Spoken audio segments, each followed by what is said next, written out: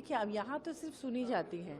ये बताया जाता है कि हमें इस बार के सत्र में किन मुद्दों को उठाना है, किस पर बात करनी है, किस पर गंभीरता से विमर्श करना है, ये बोला जाता है, सजेशन दिया जाता है, उसे उन लोग नोट कर लेते हैं और सुन लेते हैं। सिर्फ कोई माने समाधान आज नहीं मिलता है जनरली।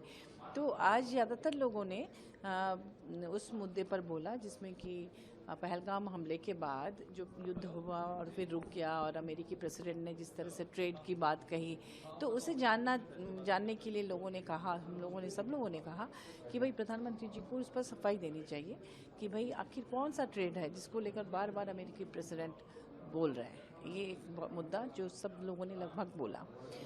दूसरा, मैंने ये मुद्दा स्पेशली कहा कि ये जो विमेन रिजर्वेशन बिल के लिए स्पेशल सत्र बुलाया गया था 5 दिन का, और उसकी घोषणा हो गई, नारी वंदन अधिनियम और क्या क्या हो गया, उसके बाद से देश की महिलाओं में बहुत उत्सुकता है कि भाई हमें भी रिजर्वेशन मिलेगा।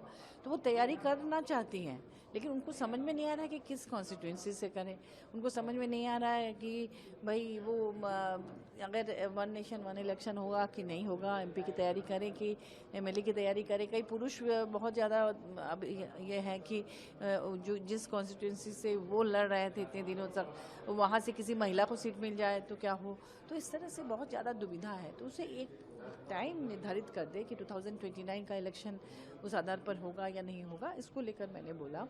और फिर जैसे सरना धर्म कोड है, जनगणना तो होने वाला है, लेकिन आदिवासी हिंदू में उनका नाम कॉलम में जाता है, तो उनको आदिवासियों के लिए सरना धर्म कोड चाहिए। हमारे स्टेट ने उसको पारित करके भेज दिया है मुख्यमंत्री जी ने, वो अभी तक नहीं हुआ। ऐसे बहुत सारे मुद्दे हैं जिस पर इस सत्र में हम लोग चाहेंगे कि बातचीत हो।